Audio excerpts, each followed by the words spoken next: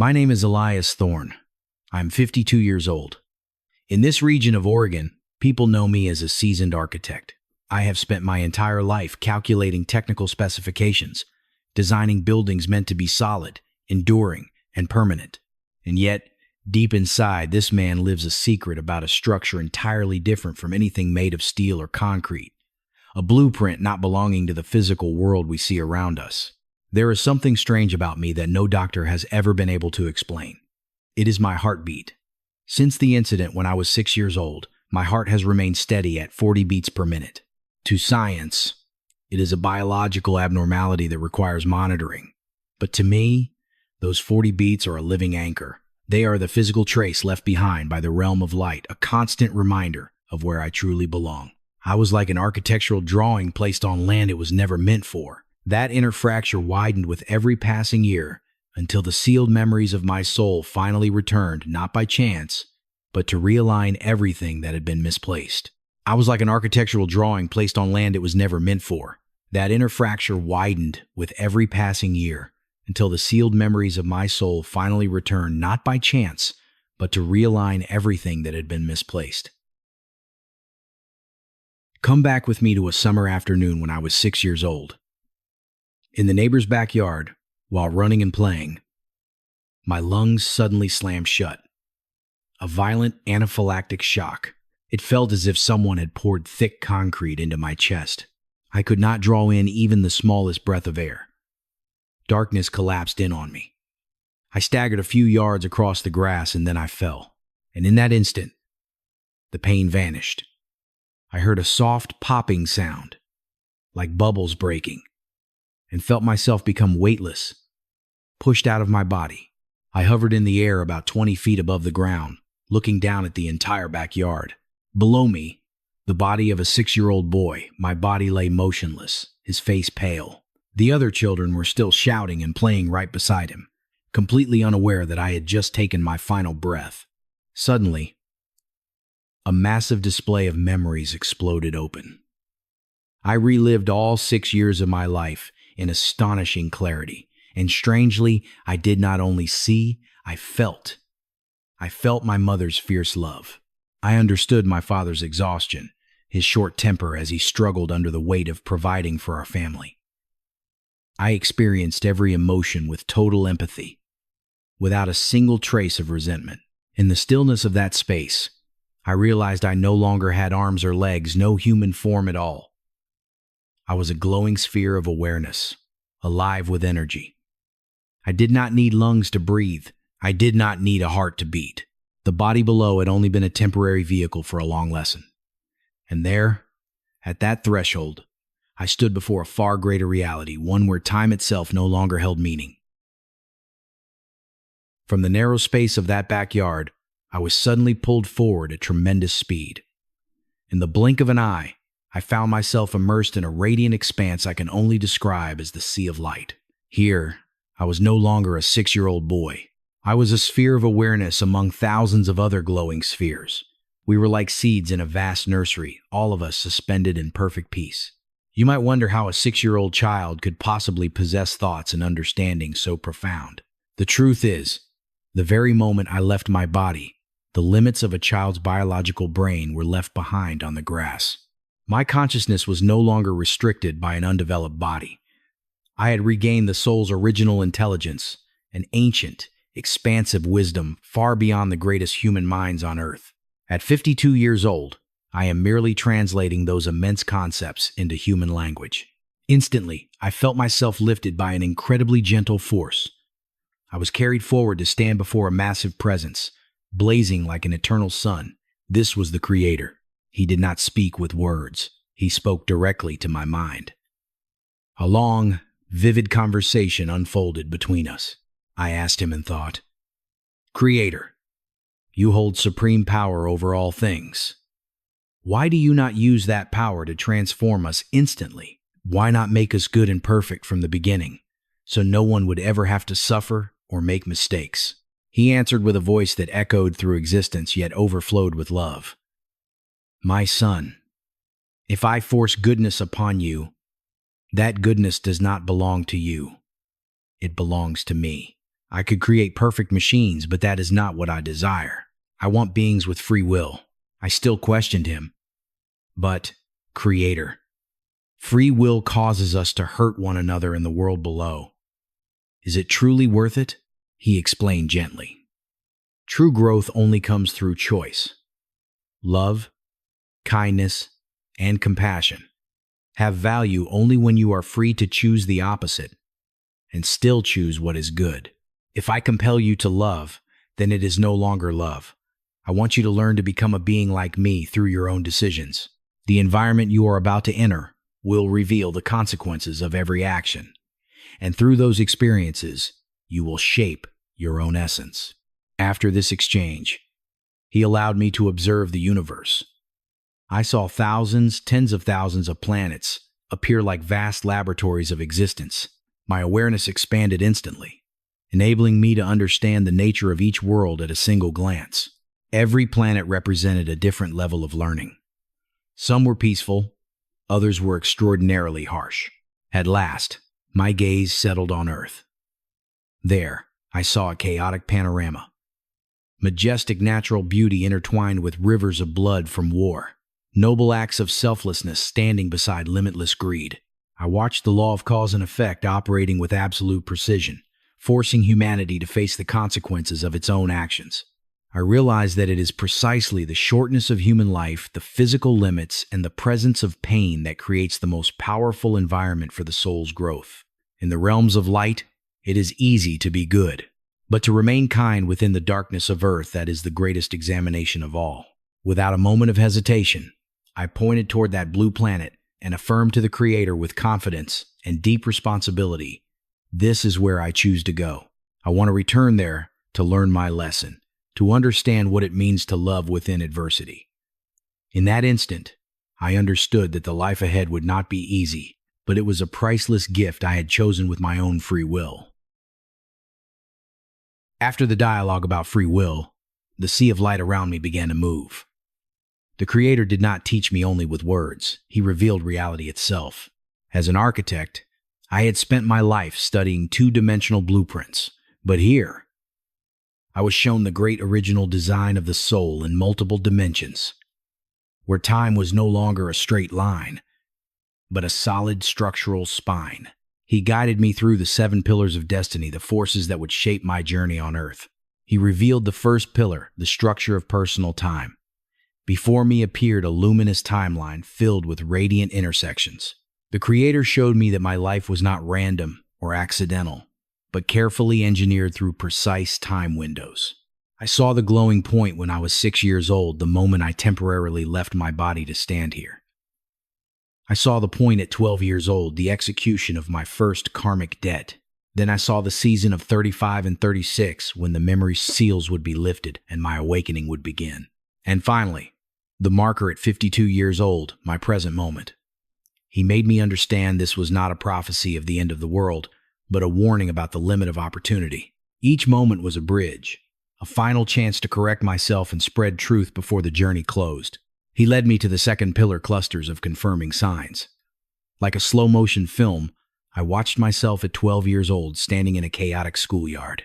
I saw a fist fly toward my face, heard the clear crack of my nose breaking, tasted warm blood in my throat.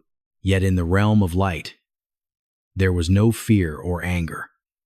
I saw that my soul had agreed to this pain, accepting it as balance for violent choices made in a previous life. Every scar, every painful shoulder dislocation later in life appeared as physical seals on my body. Reminders each time I looked in the mirror that the soul's blueprint was operating with perfect precision. Then came the third pillar, the transition timeline. I saw myself waking up, and 6 months later a thick mist began settling over my mind. The guides explained that I had agreed to have these radiant memories locked away. If I remembered heaven too clearly, I would never endure the harshness of earth. I would only long to return and abandon the lesson. I accepted 30 years of forgetting so my soul could be truly tested. But the Creator left an anchor, the fourth pillar, resistance from the system. He showed me lying in a hospital room surrounded by machines. Doctors shaking their heads in confusion at my heart beating 40 times per minute. He explained that This biological anomaly would make me a stranger to science and condemn me to silent isolation.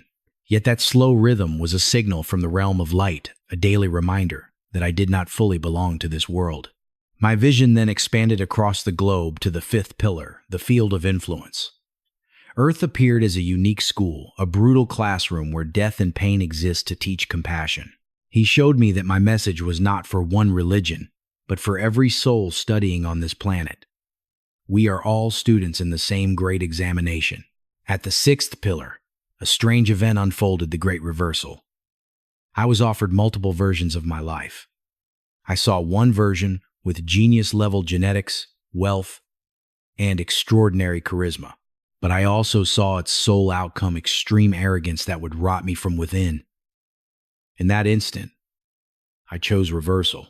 I rejected that perfection and selected moderate intelligence, ordinary appearance, and material struggle, simply to preserve humility within my soul. Finally, the Creator placed the seventh pillar into my consciousness, the call to action. There was no complex mission list, only one severe and simple command: be kind to one another. He emphasized that true awakening is not found in miracles, but in sincere repentance, not empty words, but deep remorse for the selfishness and harm we inflict on others. He called each of us to revive faith through compassion, honesty, and integrity in even the smallest thoughts.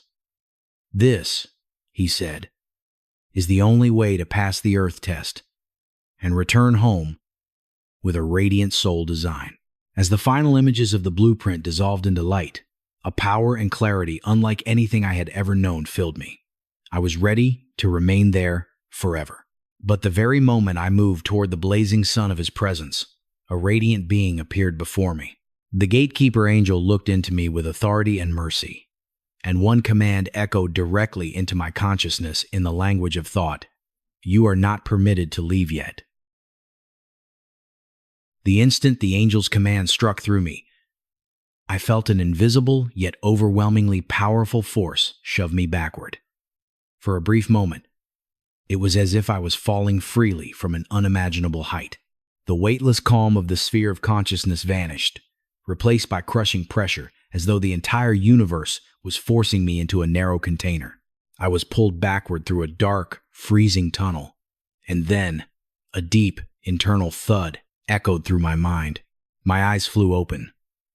The radiant world was gone. In its place stood the cold, lifeless white ceiling of a hospital room. The sharp stench of disinfectant burned my nostrils and made my stomach turn. My chest heaved painfully. Every breath felt like thousands of needles piercing my lungs. Beside the bed, my mother had collapsed in exhaustion, her eyes swollen from endless tears. Doctors were already beginning to pack away emergency equipment. I saw the lead physician, the man who had just released his trembling hands after fighting for my life. In the weak voice of a child returned from death, I began repeating word for word what he had whispered to the nurse behind the hallway doors minutes earlier. I spoke of how terrified he had been when my heartbeat flatlined, how he had prepared himself to deliver the tragic news to my family, and even his weary jokes about how fragile human life truly is. The head doctor froze. The stack of medical charts slipped from his hands and crashed onto the floor, the sharp sound cutting through the silent room. His eyes widened in pure shock. A 6-year-old who had just awakened from deep unconsciousness should have been crying or confused. Instead, I was revealing private moments only those in the hallway could have known.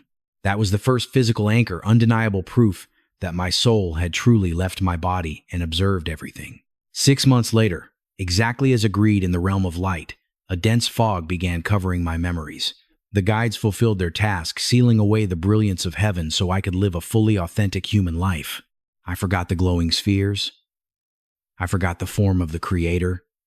I grew up, studied, became an architect, and lived an ordinary life like everyone else here in Oregon. Yet for 30 years, a strange emptiness followed me. It felt like walking a familiar road without knowing the destination, like playing a role written poorly for me, until the year I turned 36, sitting inside a secondhand bookstore. My eyes landed on the cover of a Newsweek magazine featuring an article about Dr. Eben Alexander, a renowned neurosurgeon who had experienced a near-death encounter. The moment I read his description of the realm of light, something snapped deep inside my mind. A sealed door that had been locked for 3 decades shattered open. The entire experience from age 6 flooded back in ultra-clear detail, as vivid as a 4K movie. I saw again the blazing sun within the Creator. I heard the voice speaking of free will. I remembered the karmic contract fulfilled when my nose was broken at 12. Sweat poured down my body. My heart suddenly slowed to 40 beats per minute, and I collapsed into tears in the bookstore. I was no longer lost. I finally remembered why I was here. Now, at 52 years old, I continue designing buildings, but my vision has changed completely. I understand that steel and concrete are temporary. Our true life exists beyond this world. My heartbeat still remains steady at 40 beats per minute. Doctors still call it a biological anomaly that requires monitoring. But to me, it is a living anchor. Each slow pulse reminds me that I am still inside the Earth School and that I must complete my lesson of kindness. I share these details so you can understand this. The spiritual world is not distant or imaginary. It leaves traces within our physical reality. I am living the final years of this soul blueprint with one single purpose: to help others realize that death is not what we should fear. The only true fear is living a life without learning how to love. My journey from a 6-year-old boy who touched the realm of light to the 52-year-old architect standing here today is not merely a story meant for casual conversation. It is living proof that your life is not a random arrangement of fate. You and I are not victims of destiny. We are true architects, actively constructing the temple of our own souls. The pain you carry, the losses you have endured, even the illnesses that burden your body, look at them through a different lens. They are not punishments. They are the testing bricks that strengthen the foundation of your spirit. The Creator has given us the greatest gift of all, free will. He does not force us to be good, because goodness that is forced holds no value. He wants us to choose kindness, to choose love, even when we have the freedom to do otherwise.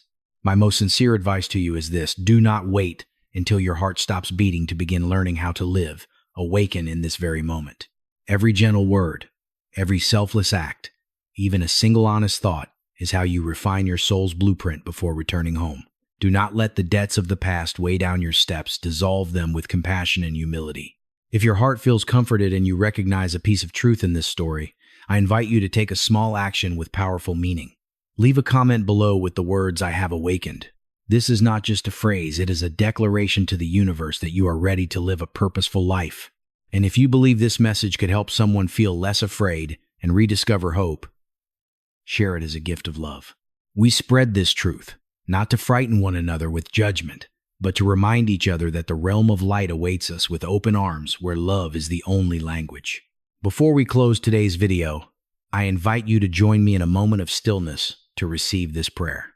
Creator, eternal protector and guide, I ask that peace overflow upon every soul listening to these words. Grant us clarity to recognize the lessons within hardship, strength to heal our wounds, and courage to live in alignment with the higher nature of our souls. Protect our families. Lead us in the light of truth and love. We declare that from this day forward, we will live awakened, no longer in fear, knowing that you dwell within every beat of our hearts. Thank you for walking this journey with me. Until we meet again in the light of peace, I wish you a life of harmony, purpose, and wholeness.